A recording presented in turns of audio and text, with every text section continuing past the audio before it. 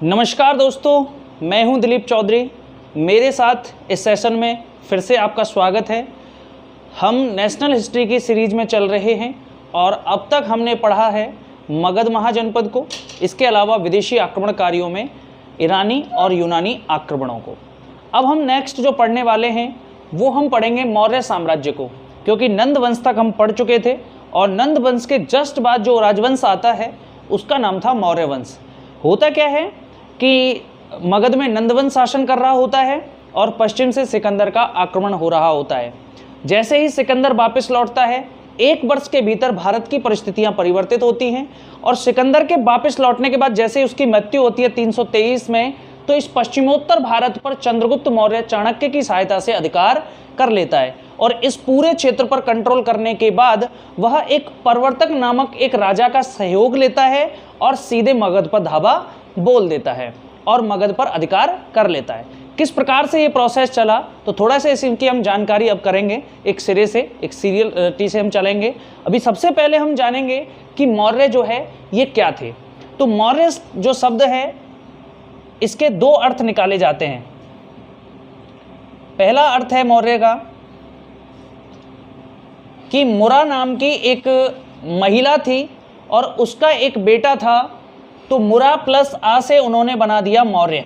ठीक है, तो मुरा का बेटा होने के कारण ये मौर्य कहलाए, जिनमें प्रसिद्ध राजा हुआ था चंद्रगुप्त। दूसरा, मौर्य जो है ये मौर्य से इसकी उत्पत्ति मानी जाती है।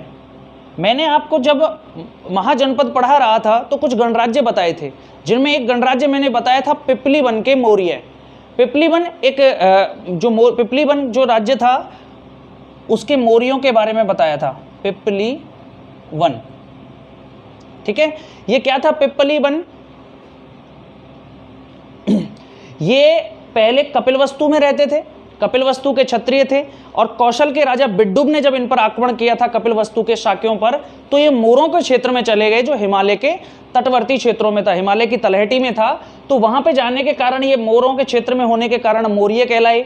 तो कुछ इतिहासकार कहते हैं कि इन मौर्य जो क्षत्रिय थे इनसे चंद्रगुप्त की उत्पत्ति हुई और कुछ लोगों ने कहा कि उसकी माता का नाम जो था वो मुरा था, इस कारण वो मौर्य कहलाया। समझे थोड़ा सा कि जो ये मौर्य साम्राज्य था इसकी जो जानकारी हमें देखने को मिलेगी, वो जो विवरण मिलेगा वो ब्राह्मण, जैन और बौद्ध साहित्य से मिलेगा। इसके अलावा विदेशी विवरण भी मिलेगा। पुरातत्व में कुछ इसके अभिलेख मिलेंगे, इसके पोते अशोक के अभिलेख मिलेंगे, उनसे इसकी जानकारी मिलती है। जिसमें जैन साहित्य और बौद्ध साहित्य, देखो जैन और बौद्ध ये दो साहित्य ऐसे हैं जो चंद्रगुप्त को क्षत्रिय बताते हैं। चंद्रगुप्त मौर्य को कौन बताते हैं? क्षत्रिय। चंद्रगुप्त मौर्य को क्यों? क्योंकि मौर्य साम्राज्य का संस्थापक चंद्रगुप्त मौर्य ही था, तो चंद्रगुप्त मौर्य को क्षत्रिय बताते हैं। लेकिन जो ब्राह्मण साहित्य है, वो पूरा ब्राह्मण साहित्य है, इसको शूद्र बताता है कि चंद्रगुप्त मौर्य एक शूद्र था। अब यहाँ एक तर्क है, वो तर्क ये है कि तक्षशिला का जो राजा था, तक्षशिला का जो टीचर था जिनका नाम था चाणक्य, कौटिल्य या विष्णुगुप्त, तो कौटिल्य एक ऐसा व्यक्ति था जो स्वयं ब्राह्मण था और वह उच्च कुल के व्यक्ति को ही राजा बनने के योग्य मानता था, यानी एक क्षत्रिय को ही राजा बनने के योग्य मानते थे चाणक्य। इस कारण अगर वो शूद्र होता तो वह उन्हें राजा क्यों बनाता? इसलिए ऐसा माना जाता है कि चंद्रगुप्त मौर्य एक क्षत्रिय था, लेकिन उसका जन्म निम्न परिस्थितियों में हुआ था, क्योंकि यूनानी जो साहित्य है वो बताता है कि चंद्रगुप्त मौर्य निम्न परिस्थितियों में उत्पन्न हुआ था। इस कारण उसे कई लोगों ने शूद्र कह दिया था। ठीक है, जो भी रहा हो, आप इतना समझें कि उसकी माता का नाम मुरा था और दूसरा वो पिपलीवन के मौर्यों से बिलोंग करता था, इस कारण उसका नाम क्या पड़ गया? मौर्य। अब यहां थोड़ा सा समझिए, पाटलिपुत्र पर घनानंद नाम का एक व्यक्ति शासन कर रहा था और पाटलिपुत्र पे जो घनानंद था, इस पाटलिपुत्र को पालीब्रोथा यूनानी साहित्य में कहा गया, ध्यान रखेंगे। तो यहाँ पे घनानंद जब शासन कर रहा था तो इस घनानंद पर जो एक नंद वंश का शासक था, उनके दरबार में चाणक्य रहा करता था। इस बात को कौन लिखता है? मुद्रा राक्षस नामक एक ग्रंथ लिखता है। कौन सा ग्रंथ लिखता है इस बात को? मुद्रा राक्षस ग्रंथ लिखता है, जो विशाख दत्त ने इसकी रचना की है। उसमें बताया गया कि नंद के दरबार में चाणक्य एक सम्मानित पद पर था, नंद शासक ने चाणक्य को उस सम्मानित पद से हटा दिया और चाणक्य ने अपनी चोटी खोलकर कसम खाई कि मैं जब तक नंद वंश को ना मिटा दूंगा तब तक इस चोटी को नहीं बांधूंगा, यानी मैं नंद वंश का समूल नाश कर दूंगा। अब एक कहानी तो ये मुद्रा राक्षस वाली है, दूसरी कहानी यहाँ की इस प्रकार से मिलती है कि जो चाणक्य था वो तक्षशिला में पढ़ाते थे, वहाँ पे जो राजनीति विज्ञान के टीचर थे तो तक्षशिला में वो पढ़ाया करते थे। और जब भारत पर सिकंदर का आक्रमण होने की संभावना थी तो चाणक्य कहाँ चले गए, मगध आ गए और मगध में नंद वंश के शासक घनानंद को उत्प्रेरित किया कि आपको आगे बढ़कर इस व्यास नदी से आगे के क्षेत्रों पर भी कंट्रोल करना चाहिए और पूरे भारत को एक संगठित कर और सिकंदर जैसे व्यक्ति को धूल चटानी चाहिए, जिससे कि कोई विदेशी व्यक्ति हमारे भारत पर आक्रमण का साहस ना कर सके। लेकिन नंदवंश का शासक जो था घनानंद, वो इस बात को नहीं मानता और वह उल्टे चाणक्य को ही उल्टा सीधा कह देता है और उसे दरबार से निकाल देता है। तब चाणक्य ये शपथ लेते हैं कि जब तक मैं ऐसे शासक को जो कि देश की रक्षा को सर्वोपरि नहीं मानता, देश हित को सर्वोपरि नहीं मानता, ऐसे शासक को जब तक अपदस्थ नहीं कर दूंगा तब तक चैन से नहीं बैठूंगा। ये शपथ वो लेते हैं।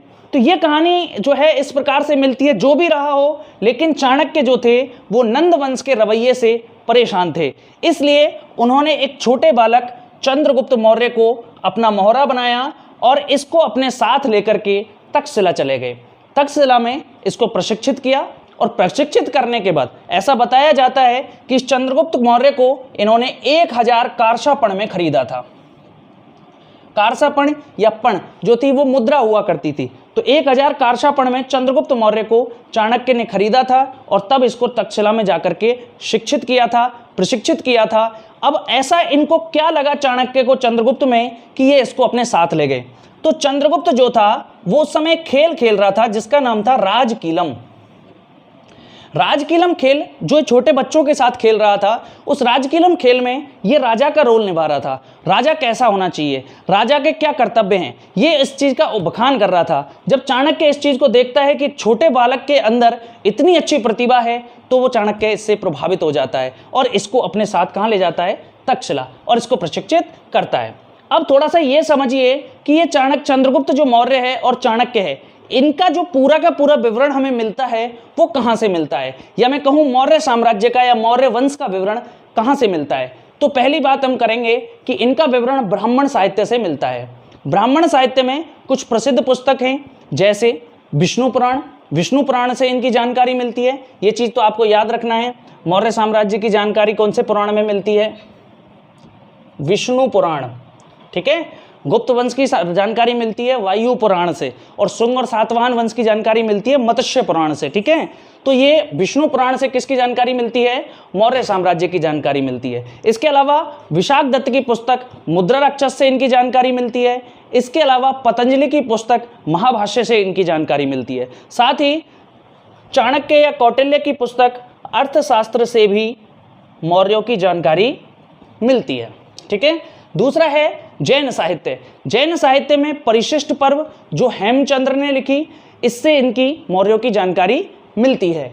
उसके बाद आता है बौद्ध साहित्य। बौद्ध साहित्य में कुछ ग्रंथ हैं, जैसे दिव्यावधान, महाबोधि वंश, दीपवंश, महावंश और दीर्घ निकाय।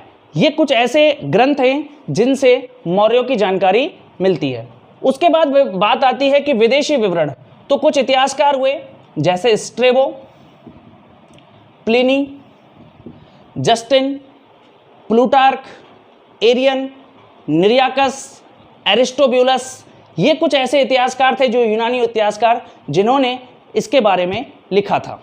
इसके बाद बात आती है कि पुरातत्व संबंधित ऐसी कौन कौन सी चीज़ें हैं जहाँ से चंद्रगुप्त मौर्य और मौर्य वंश की जानकारी मिलती है।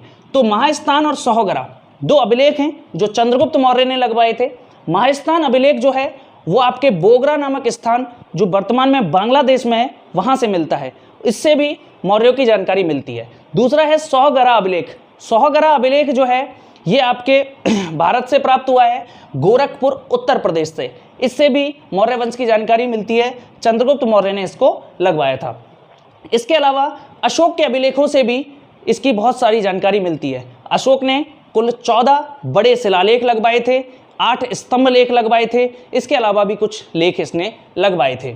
ठीक है, तो अशोक के अभिलेखों से इसकी जानकारी मिलती है। अशोक के अभिलेखों की खोज सबसे पहले टिफेन थैलर ने की, जो 1750 ईस्वी में की, एडी यानी ईस्वी में की, और इनको सबसे पहले जो पढ़ा वो जेम्स प्रिंसेप ने पढ़ा 1837 ईस्वी में। यही वो व्यक्ति है जेम्स प्रिंसेप जिसने भाब्रू के शिलालेख को सबसे पहले पढ़ा था। ठीक है, तो ये इस प्रकार से इनकी जानकारी, मौर्यों की जानकारी इन सारे ग्रंथों और इन इतिहासकारों से मिलती है। जो मैंने ग्रंथ बोले हैं आप कृपया वीडियो को पॉज कर करके इनको लिख लें, क्योंकि आपके लिए ये बेहद उपयोगी हैं। उसके बाद मैं बात करूंगा कि ये चाणक्य जो व्यक्ति था ये कौन था। चाणक्य या विष्णुगुप्त या कौटिल्य, ये जो थे ये तक्षशिला के एक ब्राह्मण थे और वहीं पर शिक्षक भी थे। तक्षशिला विश्वविद्यालय दुनिया का सबसे पुराना विश्वविद्यालय था, सबसे पहला विश्वविद्यालय था। इनका विवाह हुआ था यशोमती के साथ, और इन्होंने एक ग्रंथ लिखा था अर्थशास्त्र, जो राजनीति विज्ञान का ग्रंथ है। कई बार ये प्रश्न पूछ लिया गया है कि अर्थशास्त्र जो पुस्तक है वो कौन से सब्जेक्ट की है, तो इसे इकोनॉमिक्स की नहीं माने, ये पॉलिटिकल साइंस यानी राजनीतिक विज्ञान की पुस्तक है। इसी में रुपये का शब्द, कार्षापण और ऐसे बहुत सारे मौर्यों के प्रशासनिक संबंध की जानकारी मिलती है। ठीक है, तो ये चीज़ तो आपको क्लियर होनी ही चाहिए कि इस प्रकार से इन पुस्तकों से मौर्यों की जानकारी मिलती है। चलिए अब मैं आगे स्टार्ट करूंगा मौर्य साम्राज्य के शासकों को। केवल अभी मैंने जानकारी बताई है। मौर्य साम्राज्य के शासकों में हम प्रमुख शासक पढ़ेंगे चंद्रगुप्त मौर्य, बिंदुसार, अशोक, उसके बाद कुणाल और दशरथ को भी पढ़ेंगे, और इनका अंतिम शासक हुआ बृहद्रथ। तो समझिए,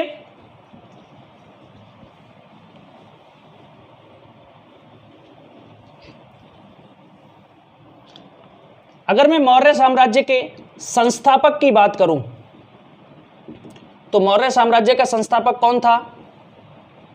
चंद्रगुप्त मौर्य।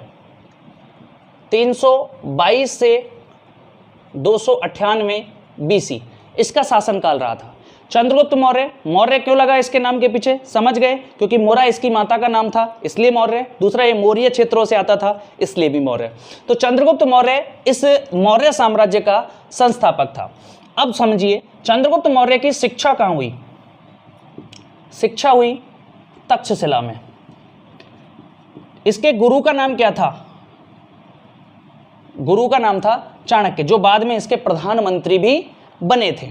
ठीक है, चंद्रगुप्त मौर्य ने मगध की सत्ता से किसको अपदस्थ किया था?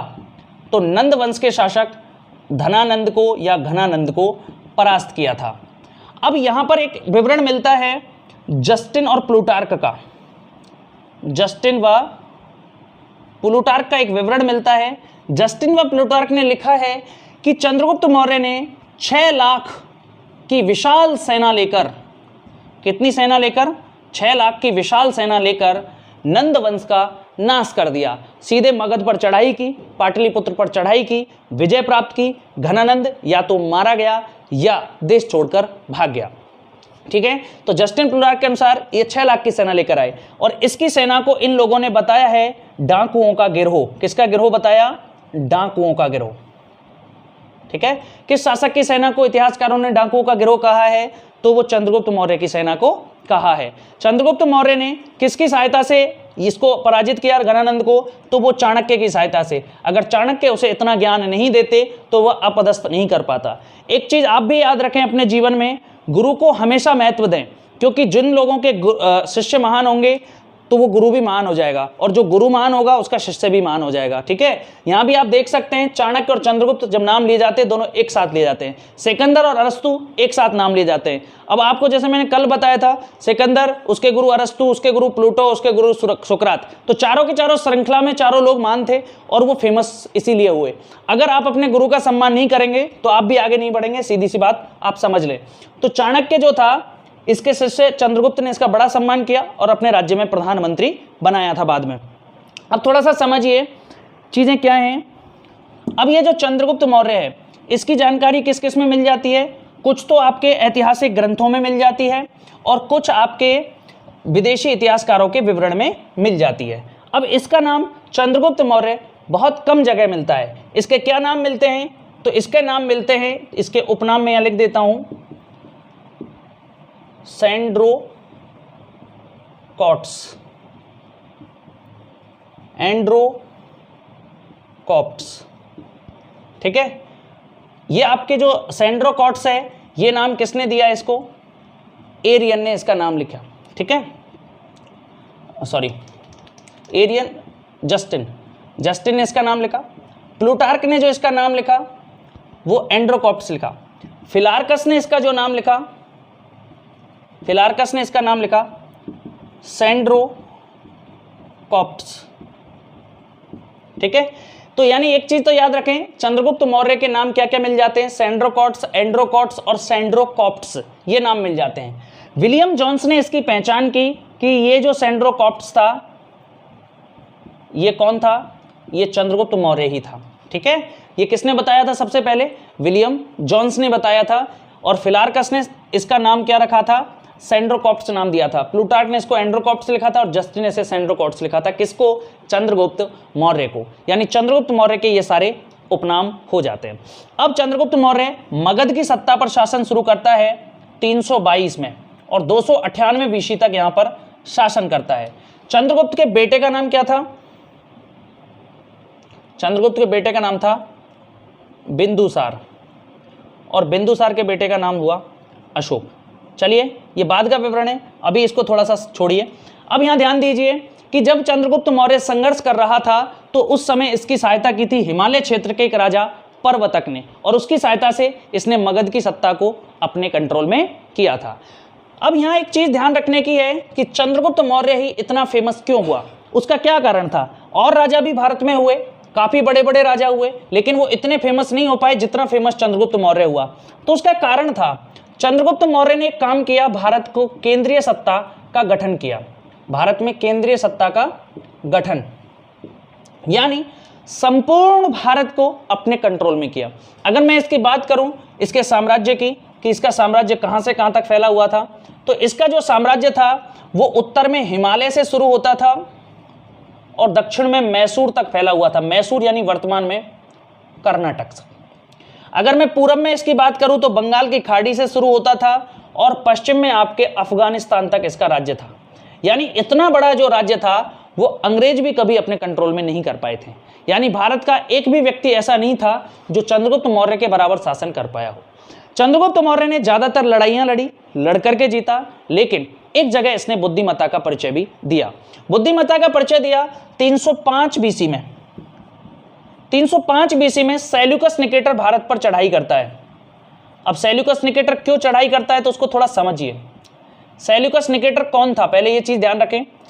सेल्यूकस निकेटर आपके सिकंदर का सेनापति था और सिकंदर की मृत्यु 323 में जब हुई तो पश्चिमोत्तर भारत के इस क्षेत्र को चंद्रगुप्त ने जीता।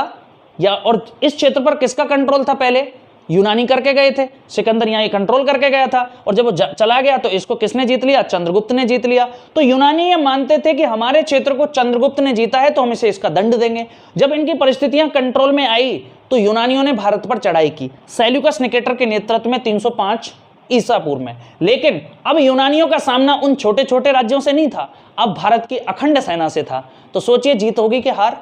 भारतीय सेना विजित हुई, जो उसका पहचान भी है। भारतीय सेना जीतने के बाद इस सेल्यूकस निकेटर से संधि करती है। सेल्यूकस निकेटर तो हारा हुआ व्यक्ति था, संधि के लिए कुछ भी थोपा जाता उसको मानना पड़ता, परंतु हमारी शत्रुता कभी खत्म ना हो पाती। इसलिए यहां पर चाणक्य ने और चंद्रगुप्त ने अपनी बुद्धि का परिचय दिया और सेल्यूकस निकेटर से समझौता कुछ अलग प्रकार से किया। समझौता इस प्रकार से किया कि बांस भी टूट गया, सांप भी मर गया और लाठी भी नहीं टूटी। ठीक है, इस प्रकार से इन्होंने समझौता किया। समझौता क्या किया कि सेल्यूकस निकेटर की एक बेटी थी जिसका नाम था कार्नेलिया या हेलेना। इसका विवाह किसके साथ करवा दिया? चंद्रगुप्त के साथ करा दिया। इसका विवाह किसके साथ करवा दिया? चंद्रगुप्त मौर्य के साथ करवा दिया। साथ में सेल्यूकस निकेटर से 4 बड़े बड़े प्रांतों को दहेज में लिया। ठीक है, इससे दहेज लिया। दहेज में कौन कौन से लिए? काबुल लिया, कंधार लिया, हेरात लिया और बलूचिस्तान लिया। अब देखें, बलूचिस्तान यानी जेड्रोसिया, हेरात यानी एरिया, कंधार यानी आपके पेरिस पेनिसडाई, और काबुल यानी कि आपके कंधार यानी अराकोशिया, और काबुल यानी पेरी पेनिसडाई। ठीक है, ये 4 बड़े प्रांतों को दहेज में किसने ले लिया? चंद्रगुप्त मौर्य को दे दिया, सेल्यूकस निकेटर ने दे दिया। बदले में सेल्यूकस निकेटर को 500 हाथी उपहार में दिए गए। ठीक है, सेल्यूकस निकेटर भी खुश कर दिया, इसको 500 हाथी उपहार में दिए, इसकी बेटी से विवाह कर लिया चंद्रगुप्त मौर्य ने, और 4 बड़े प्रांतों को अपने राज्य में शामिल कर लिया। यानी भारत की सीमा सीधे अफगानिस्तान तक पहुंच गई। भारत की सीमा इधर कहां लगती थी? ईरान से सीधे लगती थी। यहां पे कौन सा देश फैला हुआ था? ईरान। यानी इस सारे क्षेत्र पर भी अब चंद्रगुप्त मौर्य का कंट्रोल हो गया। यानी चंद्रगुप्त मौर्य की सीमाएं अफगानिस्तान से लेकर उधर बंगाल की खाड़ी, यानी जो बांग्लादेश है ये इसके कंट्रोल में था, पूरा इंडिया, पाकिस्तान, अफगानिस्तान। ठीक है, और इधर आपके पूरे साउथ में मैसूर तक का इसका जो राज्य, कर्नाटक तक का, ये सारा राज्य चंद्रगुप्त मौर्य के राज्य में हुआ करता था। ठीक है, अब ये जो पूरी की पूरी कहानी है जो 305 ईसा पूर्व के सेल्यूकस निकेटर की, ये एपियानस ने अपने उल्लेख में बताया है। इसका उल्लेख किसके लेख में मिलता है? एपियानस की पुस्तक में मिलता है। ठीक है, तो ये थोड़ा सा समझ लीजिए। अब ये जो है ये क्या व्यवस्था करता है? हमारे भारत में ये 4 प्रांतों की स्थापना करता है।